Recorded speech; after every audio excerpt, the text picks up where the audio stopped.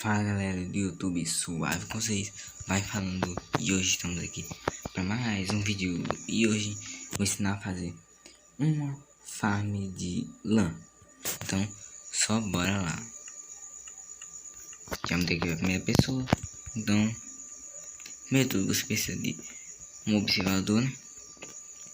Mirando pra frente.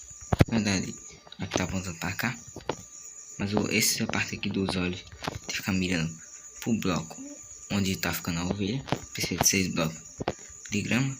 Ou se não tivesse o touch, você tenta só fazer no chão mesmo. Você precisa de um ejetor, uma tesoura, uma ovelha, um bloco, uma redstone. E isso aqui já é a farm e já tá pronta. Não é muito complicado, a parte mais complicada mesmo é o observador, que pensei por nether e tal. Mas tirando isso, é muito fácil. E podem ver que só eu colocar aqui e abrir, tem 3 lãs cinza. Então, espero que vocês tenham gostado. Tamo junto, falhou e fui!